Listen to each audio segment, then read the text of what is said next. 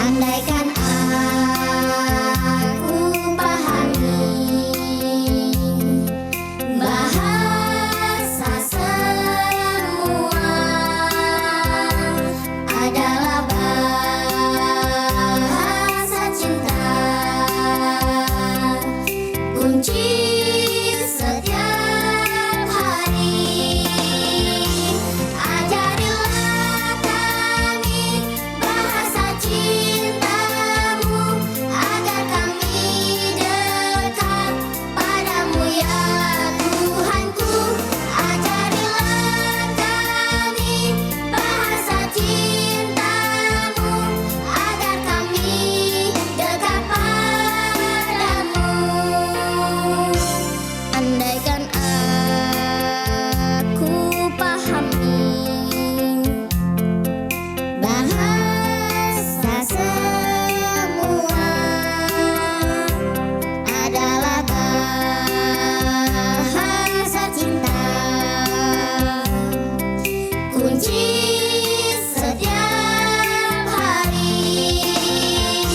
Ajarilah kami bahasa cintamu agar kami dekat padamu ya Tuhanku.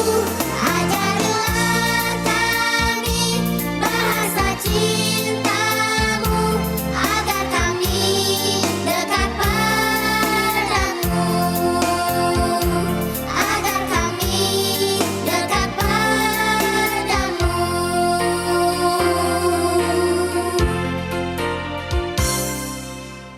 Adik-adik, kita berdoa dulu ya. Ikutin Kak Dea berdoa ya. Tuhan Yesus, terima kasih atas berkat-Mu semalam. Tuhan, kami akan memulai ibadah sekolah minggu. Kiranya Engkau sertai dari awal sampai akhir. Kami serahkan semuanya ke dalam tangan-Mu. Dalam nama Tuhan Yesus, kami sudah berdoa. Amin. Kita akan mendengarkan cerita firman Tuhan. Namun sebelumnya kita akan menyanyikan lagu Rancangan-Mu Indah. Bangkit berdiri yuk.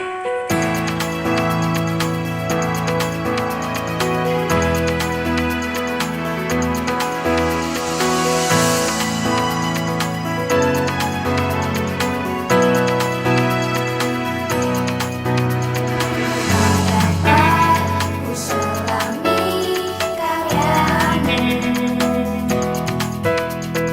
tak dapat ku selami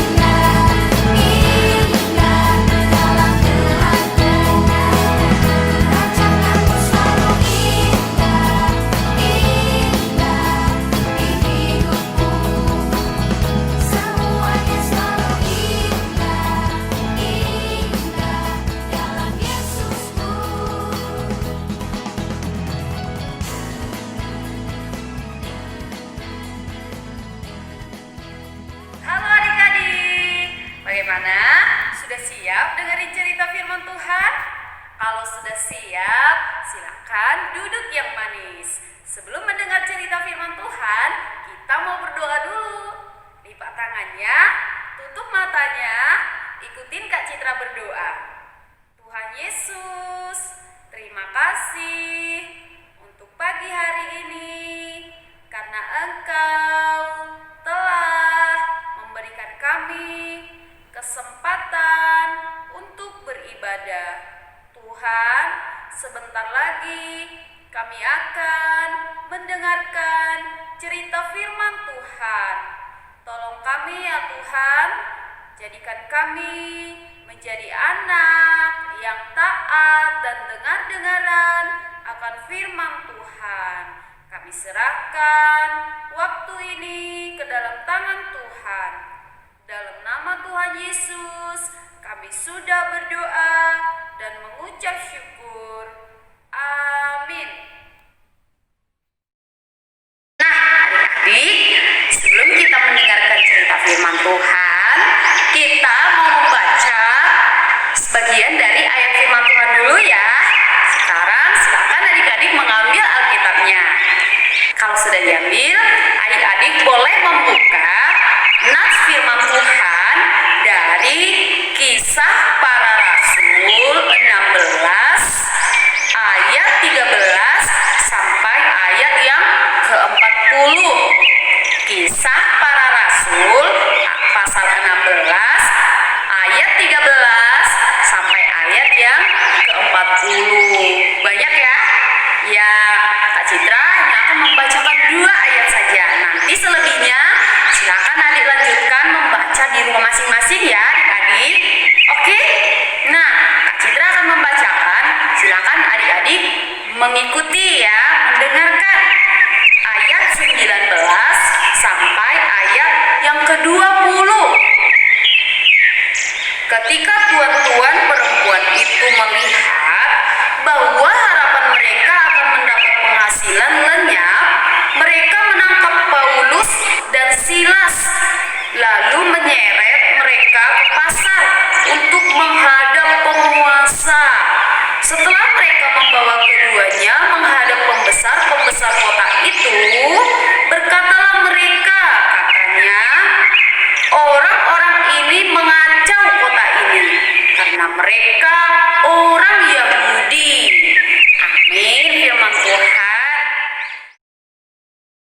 Adik-adik, ada yang sudah pernah masuk penjara? Pasti tidak ada kan adik-adik?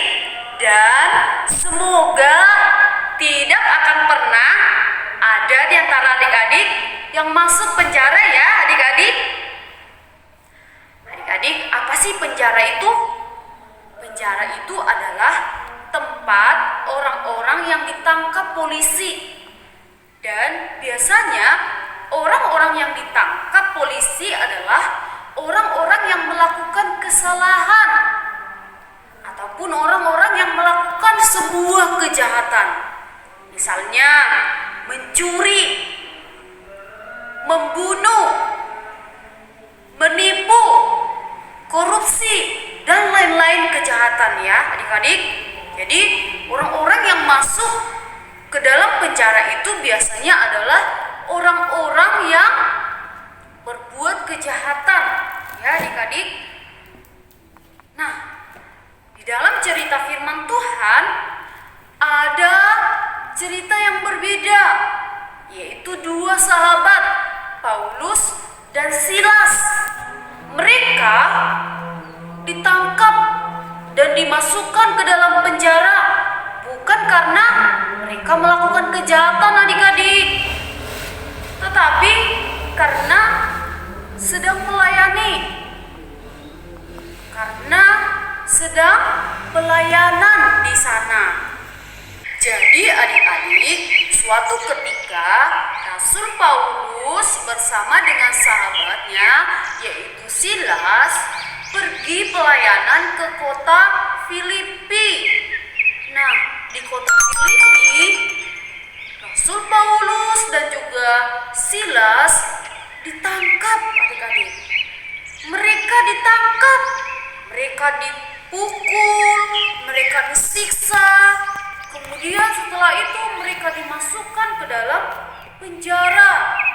Kemudian di dalam penjara kaki mereka dibelenggu adik-adik. Belenggu itu seperti yang ada di gambar ini. Ya, jadi mereka dibelenggu di dalam penjara. Kakinya diikat, kakinya dikunci supaya tidak bisa berlari, supaya tidak bisa kabur. Ya, mereka dihukum seperti orang yang sedang melakukan kesalahan, seperti orang yang sedang melakukan sebuah kejahatan adik-adik. Padahal mereka tidak salah loh adik-adik. Mereka tidak bersalah, tidak melakukan kesalahan, tidak melakukan kejahatan adik-adik. Paulus hanya mengusir roh tenung atau roh iblis dari dalam diri seorang perempuan. Tapi orang-orang itu menangkap dan menghukum Paulus dan juga Silas adik-adik. Mereka diperlakukan seperti seorang penjahat. Wah, kasihan ya adik-adik. Kasihan sekali. Mereka tidak melakukan kesalahan, tapi mereka dihukum, disiksa, dipukul, bahkan dibelenggu, masuk penjara adik-adik. Kasihan. Adik, ketika mereka dihukum tanpa kesalahan, apakah Paulus dan Silas putus asa? Apakah mereka menyerah adik-adik? Tidak adik-adik. Paulus dan Silas tidak menyerah. Mereka tidak putus asa. Sekalipun mereka disiksa, dipukul, bahkan dimasukkan ke dalam penjara, mereka tetap semangat adik-adik. Mereka tetap semangat. Justru semakin mereka dianiaya, masuk ke dalam penjara, mereka semakin setia kepada Tuhan adik-adik. Mereka semakin setia. Mereka tidak menyalahkan Tuhan. Tuhan, kenapa kami dihukum? Kenapa kami dipukul? Kami kan sedang pelayanan. Kami kan sedang melayani Tuhan. Paulus tidak bilang kepada Tuhan, aku kan sedang mengusir roh jahat, roh iblis dari dalam diri perempuan itu. Kenapa kami dihukum? Nah, mereka tidak menyalahkan Tuhan, sekalipun mereka difitnah pada saat itu, sekalipun mereka sedang dianiaya pada saat itu. Tapi semakin mereka di dalam penjara, mereka semakin sungguh-sungguh setia kepada Tuhan. Apa kira-kira yang mereka lakukan di dalam penjara? Adik-adik, tepat ketika tengah malam, Paulus dan Silas melakukan hal yang luar biasa adik-adik, yaitu di tengah kesengsaraan mereka, Paulus dan Silas berdoa kepada Tuhan. Paulus dan Silas berdoa dan bernyanyi. Mereka bernyanyi untuk Tuhan, mereka memuji Tuhan, dan mereka berdoa dengan sepenuh hati. Dan apa yang mereka lakukan itu dilihat oleh banyak orang, disaksikan oleh orang-orang yang ada di penjara itu adik-adik. Mereka tetap melayani Tuhan dan melayani Tuhan sehingga orang-orang yang ada di dalam penjara itu percaya kepada Tuhan Yesus adik-adik. Hebat kan? Ya adik-adik, keadaan yang sulit tidak membuat Paulus dan juga Silas berhenti untuk melayani Tuhan adik-adik. Justru mereka menggunakan kesempatan di dalam penjara untuk melayani Tuhan. Mereka memuji Tuhan, mereka berdoa, bahkan memberitakan Injil, memberitakan firman Tuhan kepada orang-orang yang ada di dalam penjara, terlebih kepada kepala penjara itu yang menjaga penjara itu. Wah, sungguh luar biasa ya adik-adik. Mereka harus menjadi teladan kita adik-adik. Sekalipun kita masih kecil, sekalipun kita belum dewasa, tetapi kita bisa menyaksikan firman Tuhan. Kita bisa menginjili, kita bisa memberitakan tentang kebaikan Tuhan kepada orang-orang yang ada di sekitar kita. Kemudian sekalipun kita masih kecil, kita diajarkan untuk tidak malu berdoa, untuk tidak malu memuji Tuhan dimanapun kita berada. Apapun keadaan kita harus tetap menjadi anak-anak yang baik, menjadi anak-anak teladan, anak-anak yang tetap berdoa kepada Tuhan dan setia memuji Tuhan. Nah, Paulus dan Silas harus menjadi teladan yang baik bagi kita ya adik-adik. Kalau di sekolah jangan malu. Kalau disuruh memuji Tuhan, adik-adik harus berani memuji Tuhan. Kalau disuruh berdoa, harus berani. Adik-adik jangan berkata, aku masih kecil, aku malu banyak orang, aku malu berdoa, aku malu memuji Tuhan. Jangan ya adik-adik. Adik-adik memuji Tuhan tidak boleh malu-malu. Tidak boleh malu-malu untuk berdoa.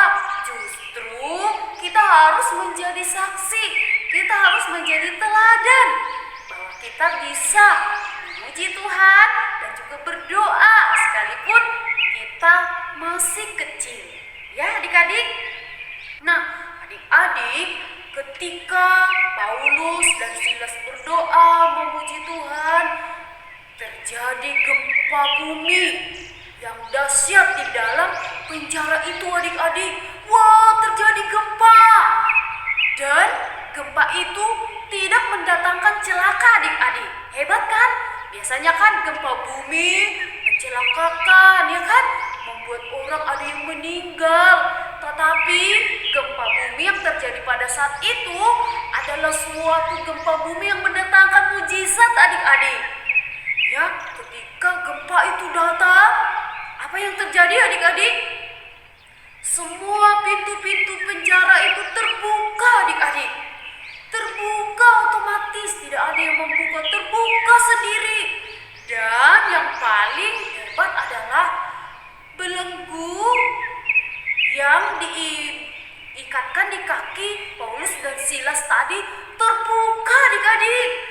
Kaki mereka tidak dibelenggu lagi, tapi kaki mereka terlepas.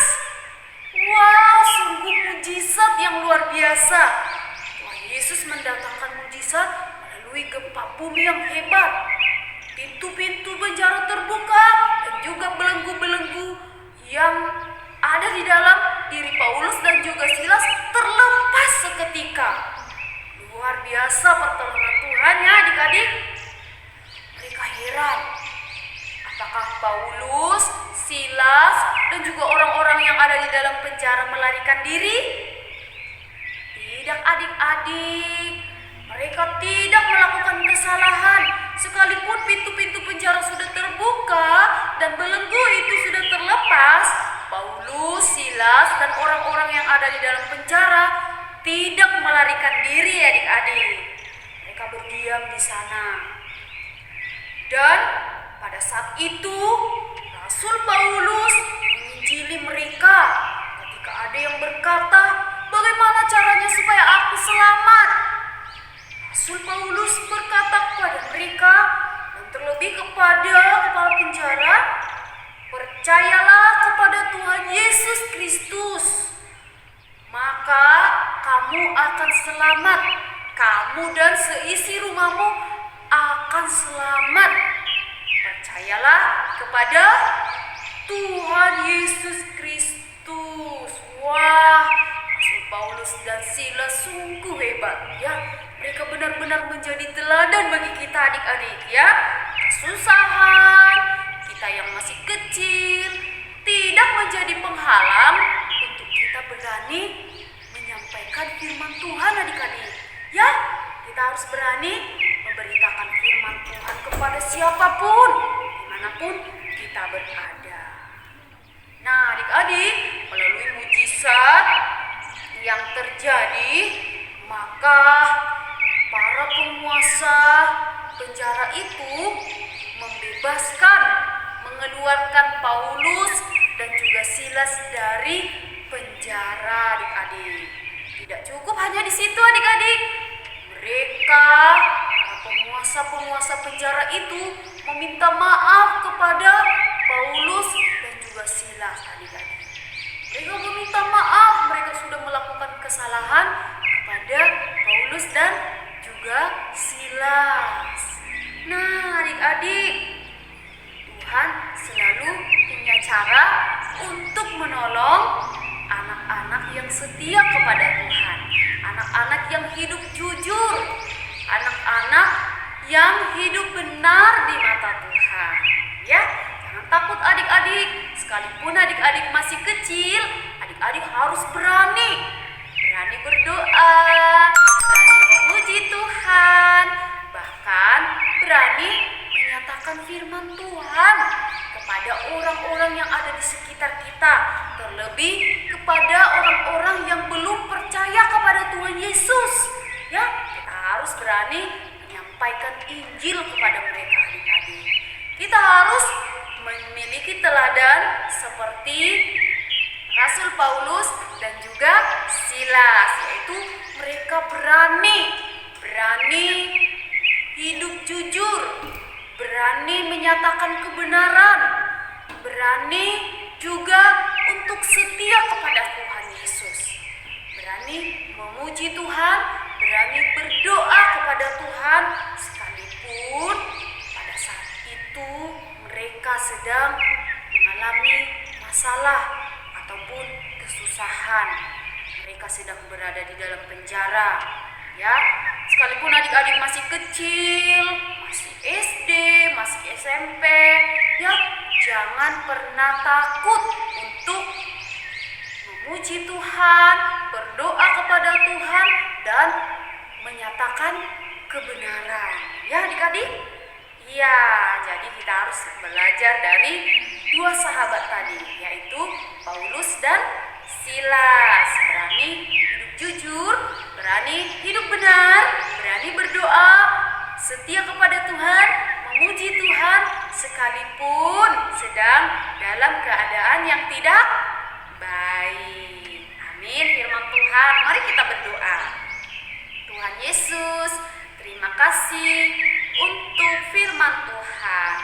Tuhan, ajari kami supaya kami seperti dua sahabat tadi, yaitu Rasul Paulus dan Silas, yang berani hidup benar, yang berani hidup jujur, dan juga berani berdoa, memuji Tuhan, dan terlebih tetap setia kepada Tuhan.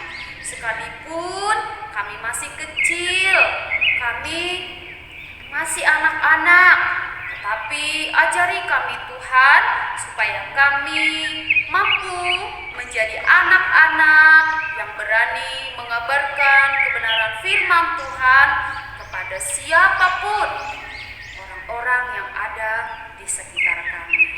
Terima kasih Tuhan Yesus. Dalam nama Tuhan Yesus kami berdoa dan mengucap syukur. Amin. Adik-adik, kita kan sudah selesai dengerin firman Tuhan. Sekarang waktunya kita memberikan persembahan. Yuk, balik berdiri lagi. Kita menyanyikan lagu dong.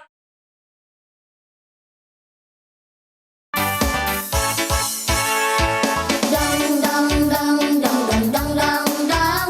Awas iblis suka merongrong. Hatiku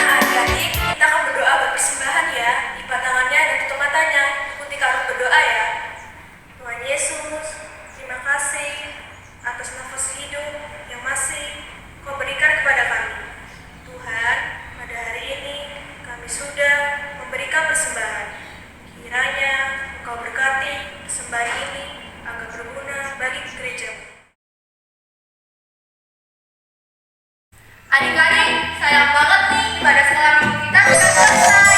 Tapi jangan khawatir, minggu depan kita ibadah online bareng lagi ya. Terima kasih sudah mengikuti ibadah online dari awal sampai akhir. Sampai jumpa.